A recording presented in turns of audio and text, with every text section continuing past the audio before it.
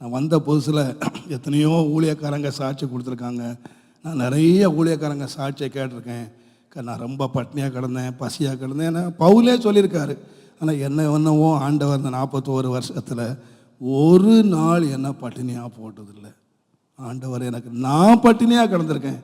15 நாள், 21 நாள், 40 நாள் நான் தண்ணி குடிச்சிட்டு அப்படியே கிடந்திருக்கேன். தவிர ஆண்டவர் எனக்கு ஆகாரம் இல்லை அப்படின்னு போட்டது ஒரே ஒரு பிரேக்ஃபாஸ்ட் தான். என் தங்கச்சி ரொம்ப வறுமையில் அவளுக்கு நான் கல்யாணம் பண்ணி கொடுத்தேன். அவள் விஆர்டியில் ஒரு ஆஃபீஸருடைய மனைவி. அவள் என் வீட்டுக்கு பின்னால் இருந்தா.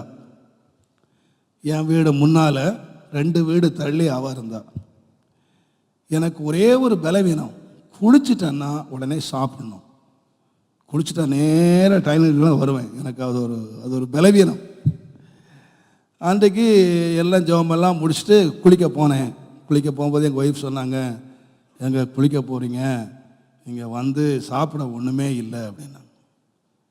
அப்படியா, சரி பரவாயில்ல அப்படின்னு சொல்லி நான் குளிச்சுட்டு சர்ச்சுக்கு போயிடுறேன், ஜெபத்துக்கு போயிடுறேன்னு சொல்லிட்டு குளிச்சுட்டு நான் சர்ச்சுக்கு வெளியே வந்துடுறேன். சூடாக சாப்பாடு இருக்குது டேபிளில்.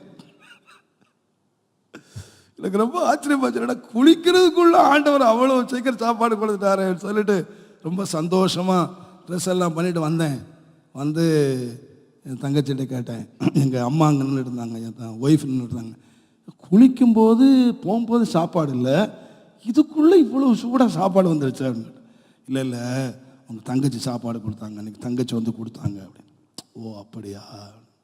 என் தங்கச்சி எங்கள் அம்மாவும் நிற்கிறாங்க. என் தங்கச்சியை கேட்டேன், இந்த சாப்பாடு உன் அண்ணனுக்கு குழந்தையா இல்லை கர்த்தருடைய ஊழியக்காரனுக்கு குழந்தையான்னு கேட்டேன். ஏன் அண்ணனுக்கு குழந்தை அப்படின்னு. ஓ அப்படியா, சரி.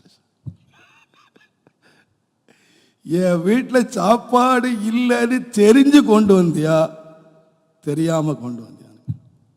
இல்லைண்ணே, நான் காலைல வந்தேன், அண்ணியை பார்க்க வந்தேன், அண்ணி ஒன்றும் செய்யலை, கேட்டேன், அண்ணி ஒன்றும் இல்லைன்னு சொன்னாங்க, அதான் அவசரமாக ஓடி போய் பண்ணிட்டு வந்தேன், சாப்பிட்னேன் அப்படின்னு.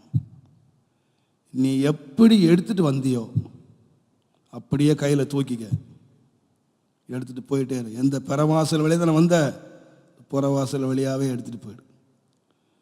கையே வைக்க மாட்டேன் இதில். அழுதா, ஏங்கி அழுதா. அண்ணே, நான் நீ எனக்கு கல்யாணம் பண்ணி வச்ச, எனக்கு என்னெல்லாம் இவ்வளவுலாம் செய்த, எனக்கு ஒருவேளை இந்த பாரு, இந்த சத்தத்தெல்லாம் பேசிகிட்டு இருக்காத, இது கர்த்தர் கொடுக்காத சாப்பாடு. எனக்கு அந்த சாப்பாடு கர்த்தர் கொடுக்கல, நீ தானே கொடுத்த. நீ சாப்பாடு கொடுக்குறாந்தா சொல்லு, கடைசி வரைக்கும் நான் சாப்பிட்ற வரைக்கும் எல்லா சாப்பாடும் நீயே கொடுக்க சம்மதம் தான் நான் சாப்பிட்றேன். நீ இன்றைக்கு ஒரு நாள் தானே கொடுப்ப, நாளைக்கு யார் கொடுக்கறது? நான் கற்றுக்கிட்ட போனேன். அண்ணே தப்பாக செய்துட்டானே, இன்றைக்கு ஒரு நாள், எனக்கு ஒரு நாள் தான் சான்ஸே கொடுத்துருக்காரு ஆண்டவர், நீ அதையா பழிக்க விரும்புகிற? தூக்கிட்டு போயிரு. என்னென்னமோ அழுது பார்த்தா நடக்காது. நான் சாப்பிடல. ஊழியம் செய்யாத என்ன பாச சாப்பாடெல்லாம் நமக்கு ஊழியத்தினால வந்துதா? நான் சொல்கிறேன், 41 வருஷமாக ஆண்டவர் என்ன பசியாக போட்டதே இல்லை. அன்றைக்கு மத்தியானமே ஒரு பர்த்டே, நல்ல மட்டன் பிரியாணி யாரும் அனுப்பியிருந்தாங்க, தெரியாமல் அனுப்பியிருந்தாங்க. நல்ல காலையில் காலியாக இருந்தனா நல்ல வயிறார சாப்பிட முடிஞ்சது. சொல்வேன், சாப்பாடு எங்கேருந்தா வரணும்? சுவிசேஷத்தினால தான் பிழைப்பு வரணும். நம்ம அதனால்தான் பவுல் சொன்னார், நான் ஒருவனே மாம்சத்தின்படி அறிய மாட்டேன், மாம்சம் அறிய மாட்டேன். ஊழியத்து வந்தாச்சா, இனி நான் மாம்சம்லாம் இல்லை, தேவன் தான். என் பிழைப்பு எங்கே உண்டாகணும்? ஆண்டவர்கிட்ட தான் உண்டாகணும், ஆண்டவர் தரணும். அதனால தான் வேதம் சொல்லுது, ஆலயத்தில் ஆகாரம் உண்டாயிருக்கும்படி காணிக்கைகளை கொண்டு வாங்க. விசுவாசிகள் என்ன எது கொண்டு வரணும்னா, ஆலயத்தில் சஃபிஷியன்ட் ஃபுட் இருக்கணும், ஆலயத்தில் எப்பொழுதும் நிறைவான ஆகாரம் இருக்கணும்.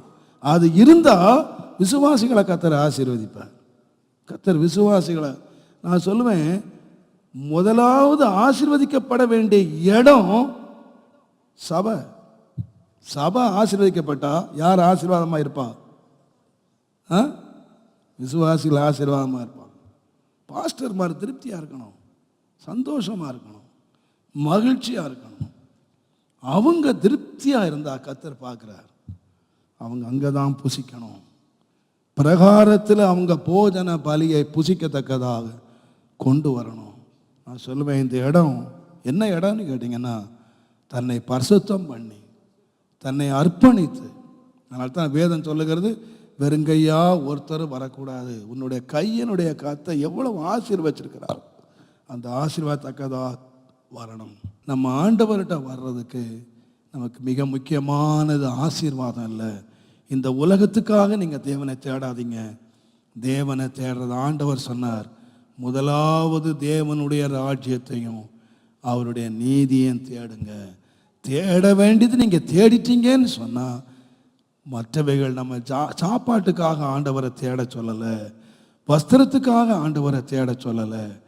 நீங்கள் தேவனை தேடுங்க, தேவ நீதியை தேடுங்க, அவருடைய ராஜ்யத்தை தேடுங்க. மற்றதெல்லாம் தேவன் நமக்கு குறைவில்லாமல் தருவதற்கு உண்மை உள்ளவராயிருக்கிறார். ஆகையினால் ஆண்டவரே, இந்த கிறிஸ்தவ ஜீவியோன்னு சொல்கிறது, என்னை அர்ப்பணிக்கிறதுக்காக நான் உள்ள வர்றேன், என்னை பரிசுத்தம் பண்ணி கொள்றதுக்காக நான் வர்றேன், என்னை பரிசுத்தம் பண்ணி உங்களுடைய கையிலே அர்ப்பணிக்கிற ஒரு வாழ்க்கையை எனக்கு தாங்க என்று சொல்லி ஜெபம் பண்ணுவோம். கர்த்தர் அப்படியே நம்மை ஆசீர்வதிப்பாராக.